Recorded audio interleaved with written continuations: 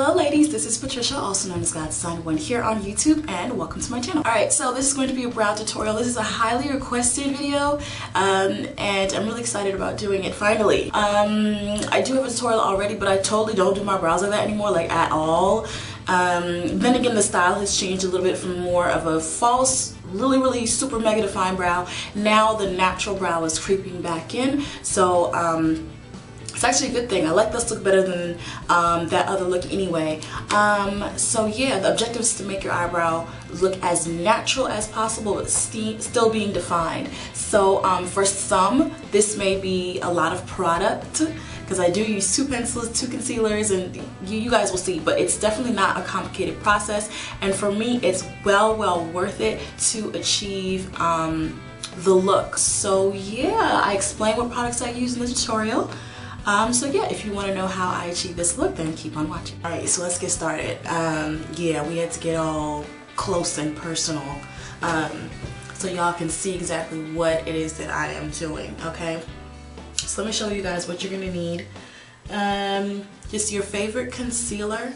I prefer one that is exactly my skin tone and or 1 shade lighter. It's gonna seem a little complicated, but literally it takes me only a few minutes to do my brows in the morning. Alright, so basically I start off with priming my brow, and this is the e.l.f. eyelid primer, and I just put it right here in the middle,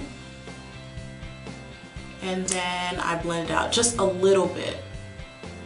Just a tiny bit all over the place, and this will help, you know, the pencil stick better. It'll help your brows last. Not only that, it helps to blank out your brow color just a tad, so that you can achieve a lighter brow, especially for those who have color treated hair, so your brows aren't so dark and so pronounced, if you know what I mean. Typically I use 2 pencils. I know y'all gonna think it's complicated, but I promise you it's not. I'm going to use Stud by MAC, and then I'm going to use, what is this one called? I think Chestnut by Wet n Wild. And Chestnut by Wet n Wild is a little bit lighter, and I'll show you how I use that, okay? Always use a dark brown for your brows, guys. It's your brows just going to be too harsh, too black, too everything, okay? And so this is how I do it. I start off by just using tiny itty bitty strokes. Tiny itty bitty strokes. I mean, literally mimicking the hairs and the direction that they go in, okay? And just fill in where it is sparse, which is not really in a lot of places because I literally have a lot of hair.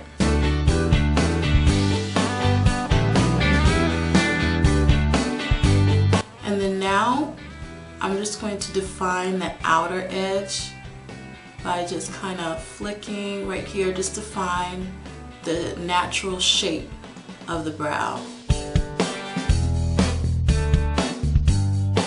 And then do it to the top. Now I don't come all the way on the inside, and I'll show you why. I just stop right about here. And that's another thing. On one of my last videos, someone had commented that they liked my eyebrows, but they felt that they were too close together. Let me show you something. This is where your brow is supposed to start. You see at the end of your nostril, take a straight edge and just put it straight up. As you can see, my brows start a little bit closer together than what they're supposed to be. That's how God made me. So I'm not gonna go and shave my brow to get over here. I'm not gonna do it, because to me beauty is about accentuating what you have. So my eyebrows are naturally close together, so I just work with it. But this is where your brow is supposed to start, and this is where it is supposed to end, okay? But in my opinion, just make sure that your brows are cleaned up and then accentuate, you know, what you already have going on, because that's what makes you you. Alright, so now we're getting to that lighter brown, the Chestnut by Wet n Wild, and I'm going to take that pencil and just sort of do the same thing but on the inner portion. And the reason why is because Naturally your brows are a little bit more sparse in the front than they are at the edge. So in order to mimic that, I use a lighter brown that isn't as harsh, so you have that natural fade. We're going to fade it out anyway, but you have a natural fade with the lighter brown at the front than they are in the back. Now if you have thin brows or sparse brows, you may not need to do all this, but it's really tricky for people who have bold brows. It's really easy for them to look overdone if you do too much, you know what I mean? So just flick, I hope you guys can see, just flick and mimic the hair motions in the front, and that's what it looks like.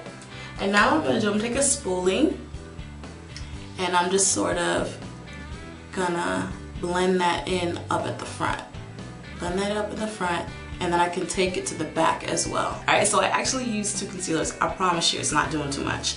I'm using the Studio Finish by MAC in NC45, and I'm using my very favorite, the NYX Nutmeg. You don't have to use 2, you can only use 1. If I had to, I would use this because it's the same color as my skin. This is a little bit lighter, so I like to use it to highlight. I'll show you guys in a minute. So I'm taking this teeny tiny brush right here for precision, but when I don't care, I'll use something as big as this, which is just like kind of pointy in the middle. This is by Beauty of Essence. You can get this at CVS. This is their concealer brush. So I'm just going to take a little bit of the Studio Finish concealer, and I just got a new one, so I'm really excited about that. And just start here in the arch. Start here in the arch and just start basically defining your brows. Define the brow. You don't want to go further than here, okay? And we're just defining, concealing, and highlighting all at the same time. And then to blend in, I just take my fingers and just sort of blend down. Okay? And then I take the NYX concealer, and I just add a little bit with the wand here in the front, and a dot or 2 on the top, because like I said, this is pretty much my skin tone, and I don't want to create a halo around my whole brow, you know what I mean? Just a highlight here in the area, in this area, and then just sort of using it to define the rest. And just make sure you do it at a little bit of an angle. My brows tend to be a little bit more straight, not angled like this. So I start down, then go up, and then back down, you know what I mean? So, and that's with penciling them in too.